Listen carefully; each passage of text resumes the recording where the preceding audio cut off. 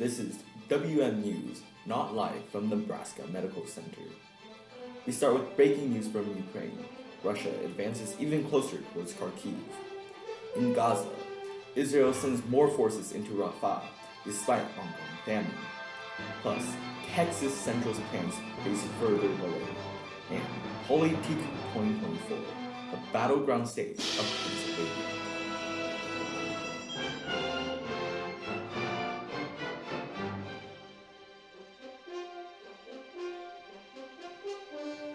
We start off with the war in Ukraine.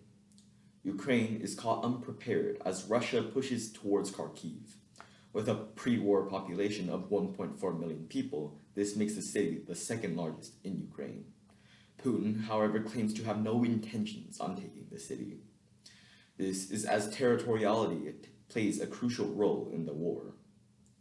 Russia claims that due to the large Russian-speaking population in the region, Russia should have a stake in controlling the land. Russia runs as a federal government, with several republics having higher autonomy than other jurisdictions. Ukraine, however, runs as a unitary government, with power centered around Kyiv. Russia and Ukraine both suffer from an aging population. Because of this, both countries have seen a slowdown when it comes to their economic growth. Recruitment programs continue to target soldiers who are in retirement. There are also fundamentally less young people to support the large cohort of elderly people. This has increased the dependency ratio in the two countries. With our second breaking headline, Israel sends more forces into Rafah, despite ensuing famine. Even with the American-built harbor now delivering aid, analysts and people on the ground say it is far from enough. With nearly all land crossings being blocked by the Israeli forces, aid has slowed down significantly. Due to the political factors and economic factors, the fertility rate in Gaza has gone down. This is as hospitals are destroyed and their lives are constantly on edge, with unexpected bombs coming in at any moment.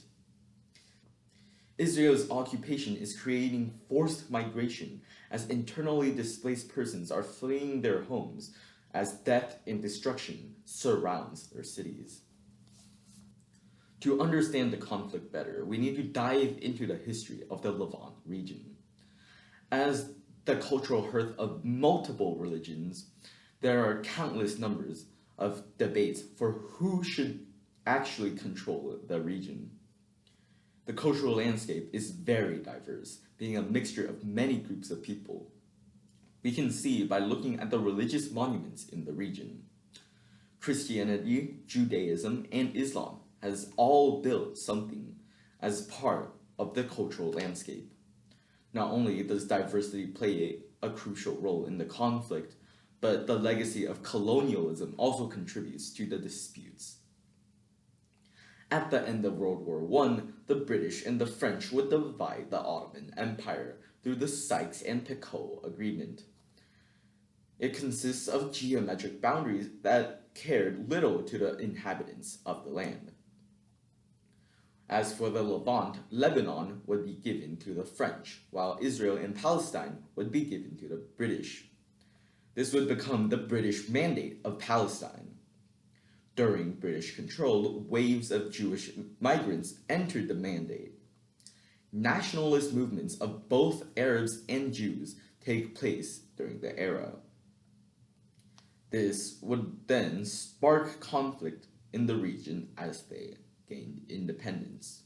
However, this is a gross oversimplification of the history in the region, as it would take many years of study to gain a full grasp of understanding for what caused all the conflicts within the region. High-speed rail is wildly lacking in the United States. California high-speed rail has long suffered from bureaucracy and delays.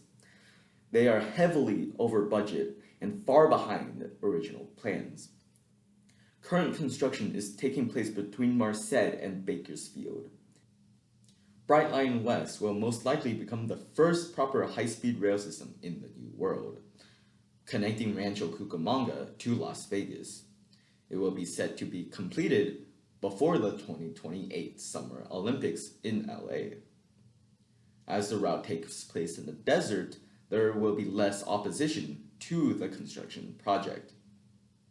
However, Texas Central's plans continue to face delays as opposition against the project take hold. They plan to connect Houston to Dallas using proven Shinkansen technology from Japan. The Texas Supreme Court has given them eminent domain over necessary property for the construction project.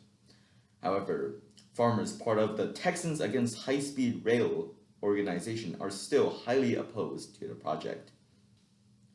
Ranching is considered extensive agriculture, as they don't need to put in that much cost into their livestock. They are worried that high-speed rail will disrupt operations and will only serve as a money drain. Due to the consolidation of family-owned farms, large agribusinesses are also fearful that the loss of land will cut into their profit margins.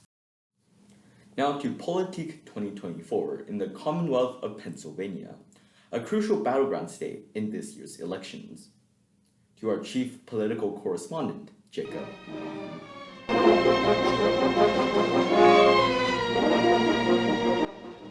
Thanks for having me on. Pennsylvania has been proven to be a very crucial state when it comes to presidential elections. With 19 electoral college votes and a Cook Political Voting Index of Republican +2 in 2022, it will make or break the election. Let's pay attention to the polling.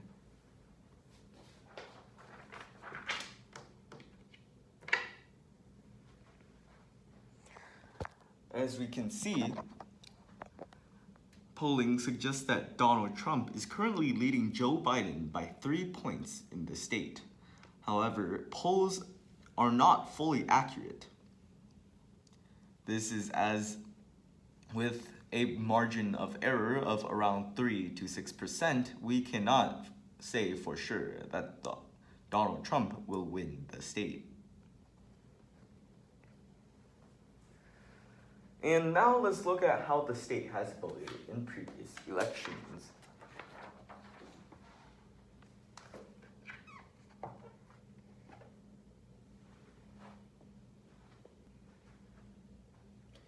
In 2012, when it was against Barack Obama and Mitt Romney, Pennsylvania voted for Barack Obama.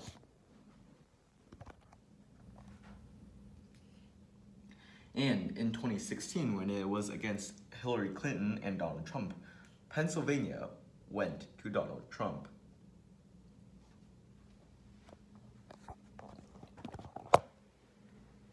And then when we look at the 2020 election results,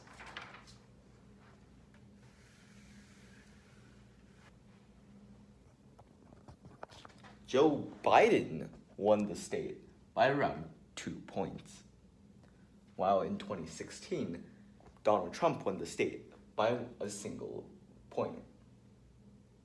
However, when looking at it at the state level, this does not tell the whole picture.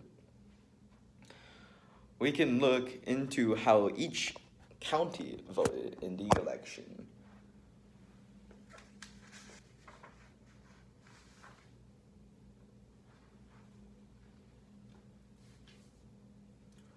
When looking at the changes between 2016 and 2020, we see that Erie has flipped from a Republican county to a Democratic county.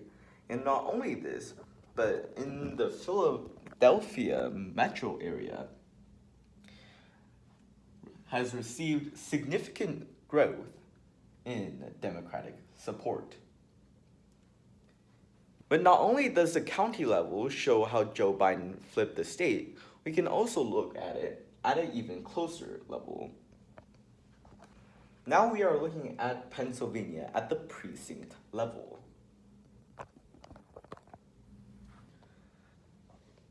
Not only has the Democratic Party gained huge amounts of support from the Philadelphia metro region, but also from Pittsburgh as well. State College has also increased in Democratic support, with the Scranton metropolitan area also growing in Joe Biden's favor, as Joe Biden was also from the region. This comes to show how when you look at more and more specific data sets, the more accurate the picture will become and the more easily you can find patterns. How do we know where the data was collected?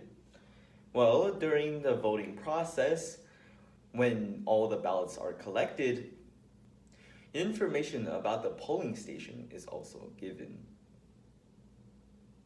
It then goes into a database where all the data is kept. Now to Philadelphia, where growing Democratic support won Joe Biden the state.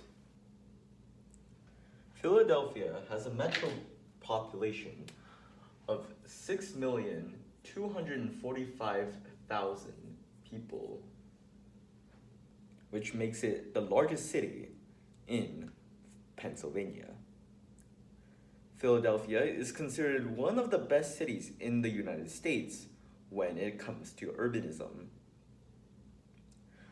Out of the 12 largest cities in the United States, Alan Fisher ranks Philadelphia second, only behind Washington, D.C. Walk Score ranks the city 8th in the United States in terms of walkability, with a score of 75 out of 100. It also has a transit score of 67 out of 100 and a bike score of a 67 as well. When compared to Omaha, Omaha has a walk score of 48 out of 100, which is average for the country. It has a transit score of 24 out of 100 and a bike score of 42 out of 100.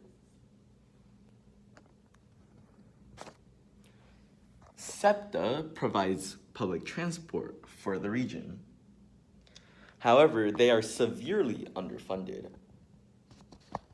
Even with SEPTA's flaws, transit-oriented development still takes place around the subway stations. New developments do raise concerns about gentrification and the destruction of historic communities.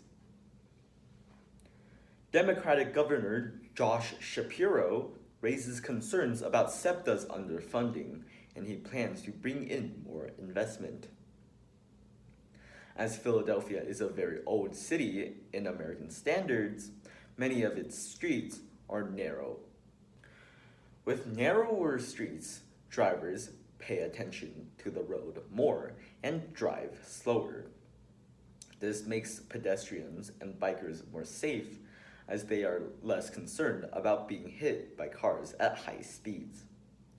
This is one reason why many people decide to bike or walk to work.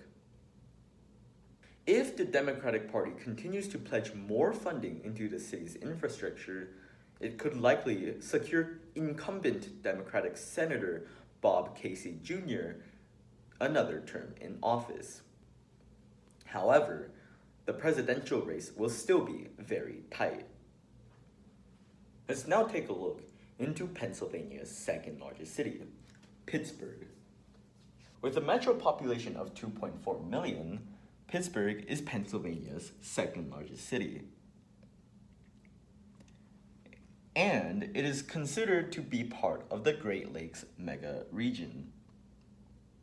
The Great Lakes mega region is typically also known as the Rust Belt.